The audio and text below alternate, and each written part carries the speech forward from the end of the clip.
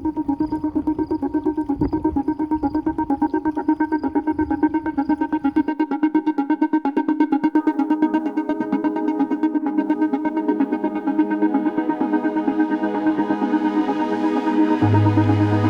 are the end of time. You think it's some like God. All the river nights that will stand back. Good day, relatives. Welcome back to the Thunderbird Group podcast. I'm Eddie Moonville, your host, here to bring you stories, voices, and teachings that honor our connection to the land, our traditions, and to each other. Each episode, we dive into topics that uplift Indigenous knowledge, resilience, and creativity, exploring everything from culture and community to healing and sovereignty. So sit back, settle in, and join us as we journey together through stories that remind us who we are. And I'm June Horsefeather. It's a joy to be here with you all, adding my voice to these conversations alongside Eddie. Together, we explore the strength of our communities, share wisdom from our traditions, and look at the ways we're shaping the future. I'm honored to be part of Thunderbird Group, where every story is a thread connecting us to our ancestors and our shared path forward. Let's get started. You know, it's easy to get lost in the numbers when we talk about missing and murdered Indigenous people, MMIP. But today, we're going beyond those statistics. We're really diving into the human stories, the heart of this crisis. It's about understanding the people, not just the data points. Exactly. And that's what really drew me to this blog post by the Thunderbird Group. Oh, yeah. They're doing some great work advocating for Indigenous representation. And this post, it's amazing. They connect MMIP to so many things like human trafficking, even the way Indigenous youth are portrayed on social media. Right. It's wild how they tie it all together. Plus, the author shares their own story. Their mother was actually murdered by an undocumented immigrant. Wow. Yeah, it's heavy stuff. But it shows just how personal this issue is and how complex, all the different factors at play. Definitely not a simple problem. So today, we're going to unpack all of that. Look at the historical roots, the specific challenges these communities face, and like you said, how something like, online representation even fits into this picture. By the end. I think you'll see MMIT in a whole new light. Totally agree. It's all connected. Okay, let's jump in. Remember the case of Cole Brings Plenty? Oh, of course. He was a Lakota actor, a student, just 27 years old when he vanished. And his disappearance, it happened on Easter evening, right? Yeah. Then they found his body a few days later. It was all over the news. It was, and it makes you think, why do some cases get that national attention while others just disappear? Yeah, it's a good question. Is it media bias? Maybe partly. Outlets want stories their audience connects with, and sadly, sometimes stories about missing Indigenous people don't fit that. You're right. Plus, think about the resources Indigenous communities have to, get their stories out there. Yeah. It's not always easy to work with the media effectively, and honestly, there's often just plain societal apathy. People don't want to see it. That's a tough truth, but it's true. It's like a blind spot we have. Huge blind spot. And to understand it, you got to go back. Look at the history. Centuries of trauma for Indigenous communities. Forced relocation, those boarding schools designed to wipe out their culture. Even today, the way their traditions are suppressed. It's a lot to carry. It is. And that trauma, it leaves them vulnerable. Look at the rates of violence against Indigenous women, two-spirit individuals. It's way out of proportion. Like a wound that never healed right. Exactly. And then you add another layer to this. Human trafficking. The blog post really hammered on that, huh? It's a major threat, especially for these communities. Overlaps with MMIP, too. Even more danger. Scary stuff. There was this GAO report, Government Accountability Office. Between 2014 and 16, they found 27 tribal law enforcement agencies, plus 6 in big cities, all investigating trafficking cases with Native victims. And that's probably just the tip of the iceberg, right? Oh, definitely. It's so underreported.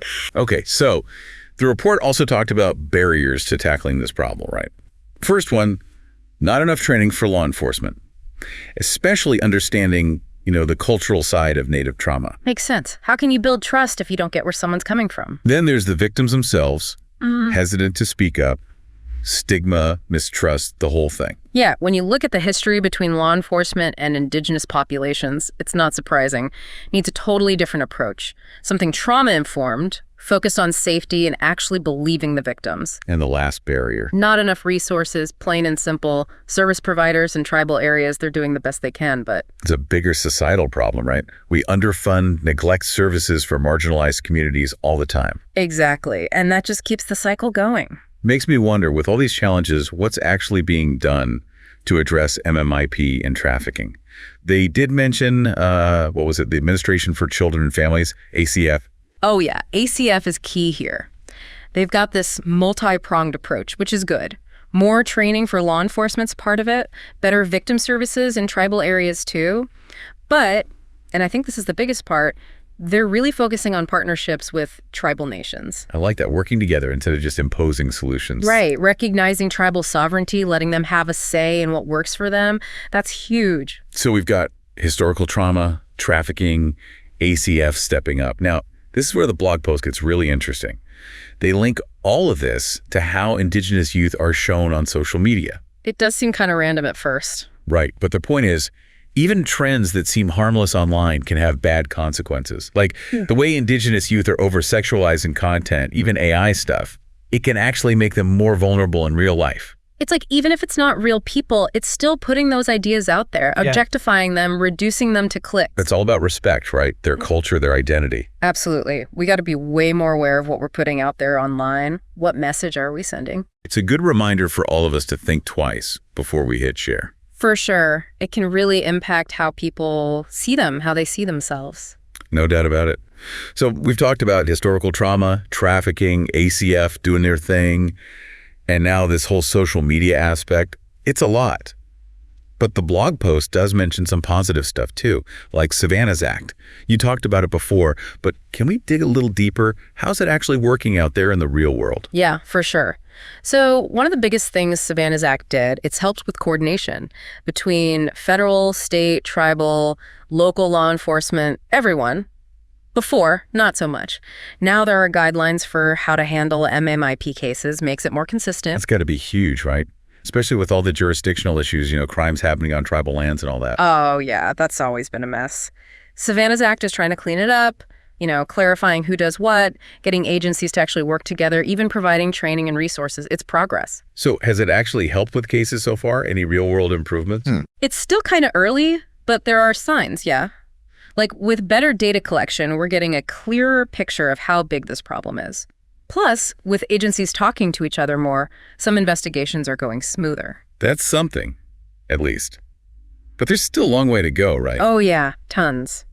Savannah's Act is a good step, but it's not going to fix everything overnight. It's going to take a lot more than a law. Everyone's got to be on board. Government, regular people, everyone. And we have to listen to the communities themselves, right?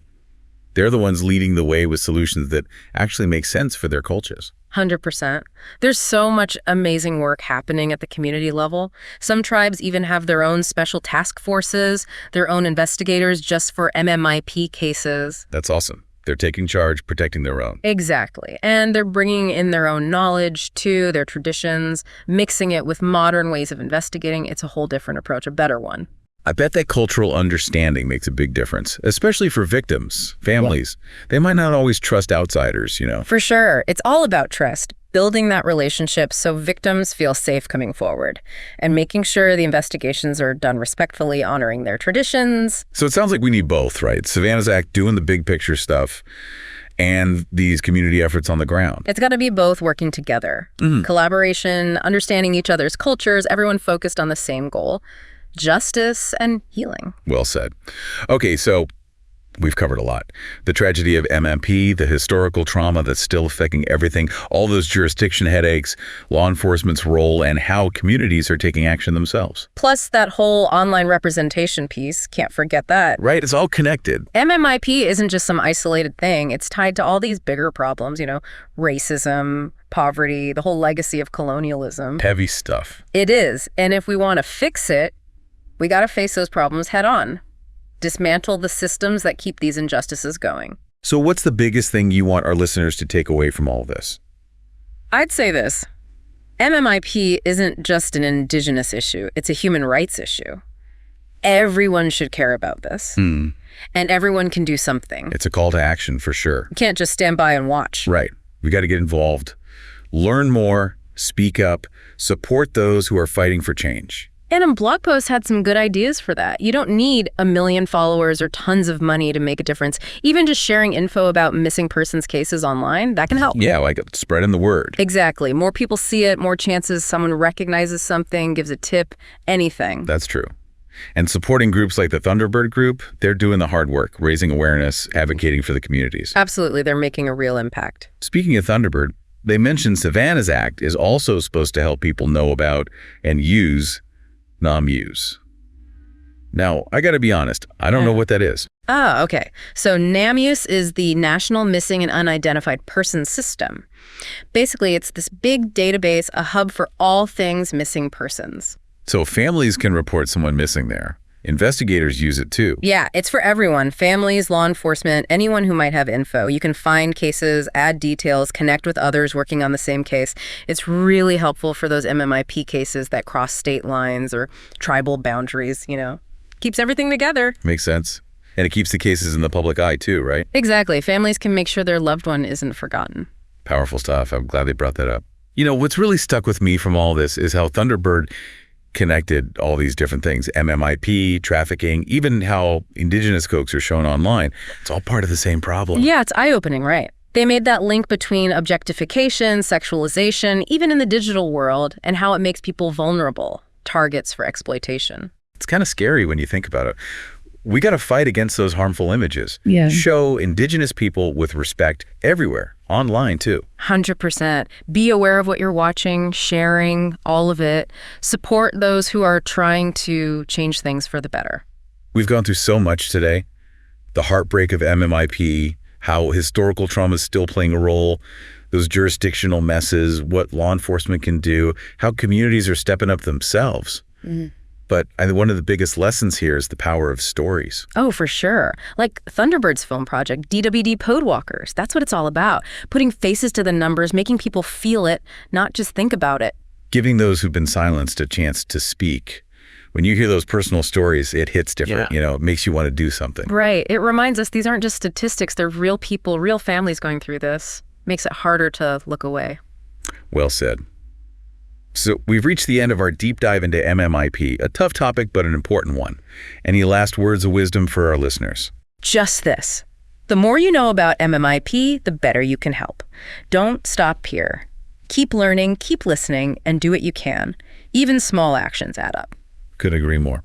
If you want to learn more, take action, check out Now AMOS, that National Missing and Unidentified Persons System we talked about. And Thunderbird Group's website is a great resource too. Thanks for joining us for this deep dive, everyone. Keep exploring, keep innovating, and keep the conversation going. Beautifully said. It's all about taking that inspiration and turning it into action. And on that note, thanks for joining us for another deep dive. We'll see you next time.